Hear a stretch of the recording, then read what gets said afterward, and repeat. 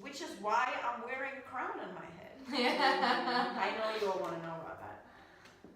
Right? I'm wearing the crown on my head, A, because I think it's cool, and B, because I feel tired of constantly being told when it's okay to feel special.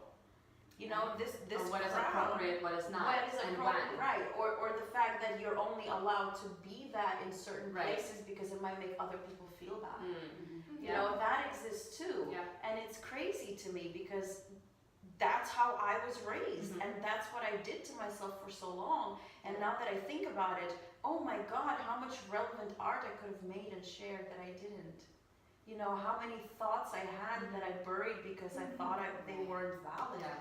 How many beautiful things I could have said to help somebody else that I didn't say because I was afraid to be too shiny. Yeah. Right? And this crown arrived in my home with literally a statement saying, I hope you enjoy this special occasion, because that is the only time we're truly allowed to be special. Right? On an occasion. You have to wait an entire year for it to be your birthday, or worse, your wedding, right? Yeah. And then you wonder why so many women are chasing after husbands instead of love, and so many men are running away. You know, it's like, no, I feel special every day, and I want to know that that's okay, right? I'm not wearing it to be more special than anyone else. I'm wearing it because I think it's cool. It helps me have a good posture.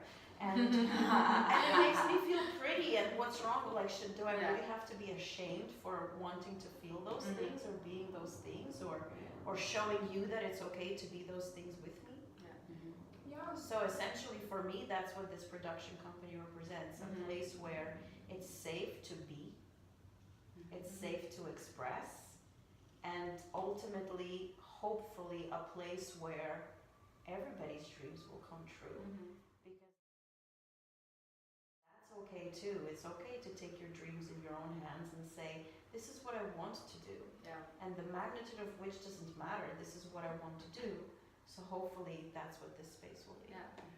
For me, it's as well to, like, you know, to show people and to prove people that yes, it's possible to create that and to make this successful. Like any dream is possible to become a reality, because, you know, like, and like it's almost like I'm trying to first prove something in order to later teach people, because right now I feel like if I'm gonna tell them that, they will tell me like, but what did you do?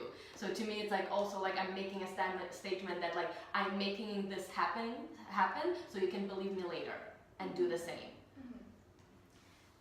I feel like in both of those, the word that comes up for me is like valid and like validation. We, as artists and as people, we want to feel valid before we step out and do something new or do something like art that is going to be judged by the general public. And I think for me, the background context is that I grew up in a wonderful incubator of community arts that was accessible to us, but we couldn't afford like super formal arts training when I was young.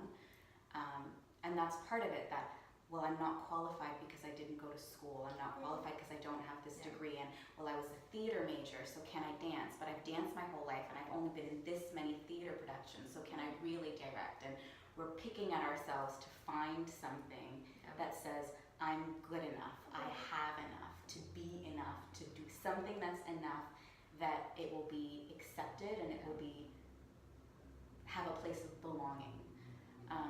And I think that exists a lot of the times just with the education system in general, but with arts education, when things become monetized, if you've not paid into a program that certifies you to give you a piece of paper to say blank, that you can put it on your resume, then it's like, well, you're not a real artist or a real dancer or a real director. But coming from the background that I come from, it's part of life. Art is storytelling. It's not something that you get qualified to do. It's who we are and the knowledge and the wisdom and the stories that we have to pass on and the creativity that's inside of us as people. So it's really important to me and special to me to make sure that I always do my part to keep art accessible. Yeah.